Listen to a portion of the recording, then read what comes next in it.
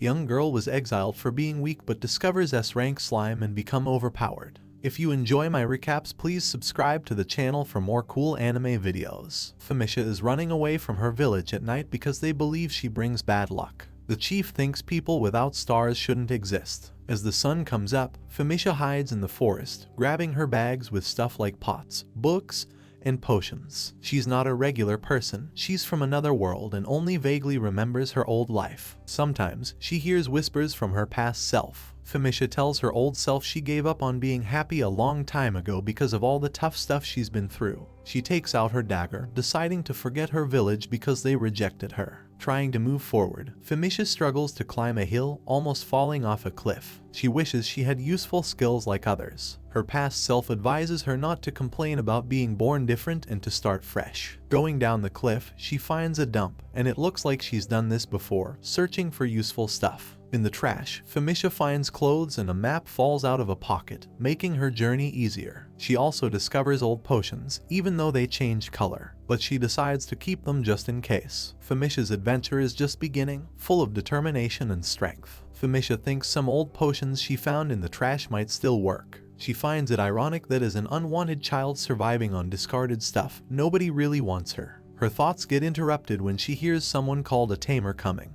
The man feeds his slimes by telling them to eat the trash. Femicia realizes he's after her when he tells his colleague she couldn't have gone far, maybe to Ladoi village. They think the chief went too far by putting a bounty on a young girl. Femicia listens in horror as the men reveal that the detail is dead or alive. She takes it as the village head wants to get rid of her. She quickly puts some distance between her and the pursuers but ends up falling off a cliff. Her bag saves her when it snags on a branch. Injured, she uses multiple heal potions, but they're old and not very strong. Later, Femicia finds a clear river and decides to take a plunge. Relaxing is new to her since she spent her whole life hiding. She promises to be bold and determined, as advised by a fortune teller. The fortune teller also suggested disguising herself as a boy to stay safer during her travels. Femicia cuts her hair, changes her clothes, and decides to change her name to match her new identity. Her past self suggests the name Ivy because it's like a plant that thrives even when stepped on. As Ivy moves forward, she notices a slime emitting orbs of light. It's so cute, and checking her monster compendium, she finds out it's a rare slime with no name. The creature gives her a smile, and she learns it's the weakest slime.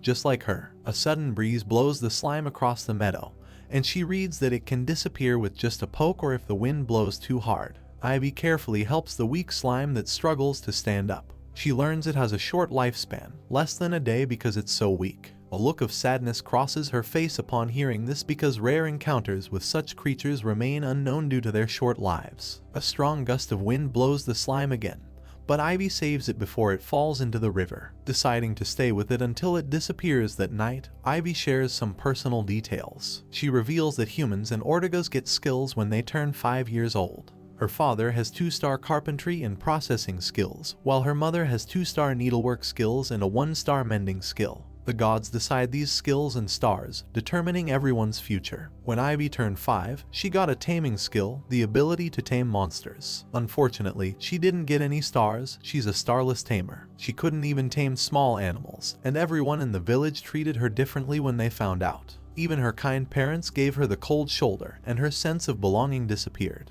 Ivy shares her past life with the slime, talking about a fortune teller who taught her many things and gave her lots of books. One of her magic bags was a gift from the fortune teller, holding a lot of things without feeling heavy, which is handy. Ivy starts crying when she reveals the fortune teller recently passed away, feeling like she's lost everything with their death. There's no one left to look out for her now. Ivy is happy to have met the rare creature. The next morning, she wakes up and eagerly looks for the slime. A tear runs down her face when she realizes the monster has disappeared. Her reaction surprises her because she thought she was used to loneliness. Trying to get motivated, she decides to head to the royal capital, following the fortune teller's advice. Ivy pulls out the map from her bag and is shocked to see the slime inside. Unraveling the paper, she's happy to see that the creature hasn't vanished. She thinks some information in the compendium might be wrong. They enter the forest, and Ivy finds the page on how to tame a monster. She uses some of her magic on the slime, and it glows, accepting her attempt. At this point, she names the monster Sora, and a mark appears on its forehead, indicating a successful taming. Happily holding the creature, Ivy introduces herself and expresses excitement about getting to know Sora better. Ivy lays a trap and catches her 10th field mouse. She thanks it before preparing it for a meal. Ivy wonders why her past self always felt startled when dressing prey and reflects on her past lifestyle.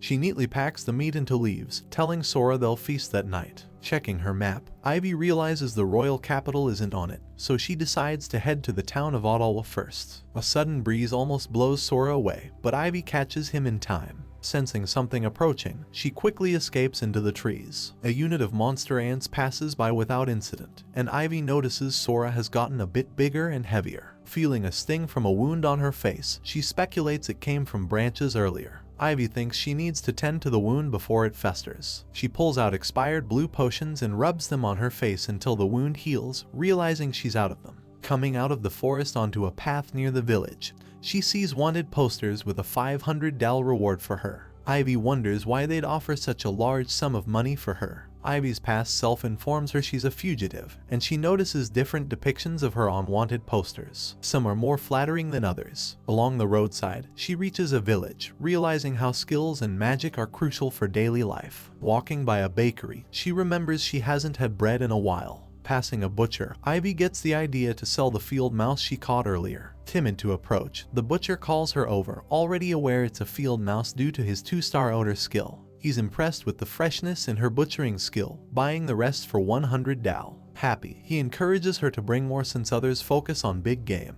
Ivy goes to the bakery, surprised by the cheap prices. People assume she's a boy, and her disguise works perfectly. She enjoys her bread in a quiet spot, giving half to Sora, who doesn't eat. Ivy learns Sora spreads out when it means no. Wondering what this rare slime eats, she gets a large haul of field mice the next day. Returning to town, Ivy finds a dumping ground with expired potions. As she sorts them, Sora jumps on a pile of blue potions and ingests them. Ivy discovers Sora can dissolve inorganic materials, a high-level ability. Testing it with a vase fails, realizing Sora only likes blue potions. She pleads with him not to eat everything, as she needs them too. Ivy sells her haul for $250 and heads to the bakery for various breads. The owner even throws in a free one for her. Ivy goes to a nearby stream to clean up before enjoying her bread. She relishes the moment, wishing it could last forever. Returning to the village, she encounters some adventurers. Her pursuers spot her but don't recognize her due to her changes. They tease her, thinking she's a little boy.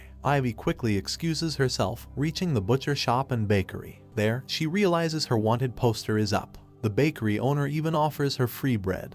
But terrified of being found out, Ivy leaves. She's upset to leave the village because people were so nice. The next day, she heads to her next destination as her hunters catch up. Arriving at a crossroad, Ivy wonders which way her trackers went. Sora tries to hint at something, but she doesn't understand. Ivy regrets not taking the free bread, as now she's hungry with nothing to eat or drink because she left in a hurry. Ivy chooses a path and hears water. Along the way, she discovers a tree with delicious fruits. As she approaches, Sora disapproves and shivers. The reason becomes clear when the tree transforms into a monster, spitting out her pursuers. The monster tree attacks her with a root, but Sora saves her just in time. She reaches safety but weakens due to a wound on her arm. Losing consciousness, Ivy notices Sora jumping on the wound and worries that her slime is eating her, as some slimes digest people. And if you haven't watched, High School Girl is accidentally reincarnated into video game and gets dark magic. Click on the video on the right.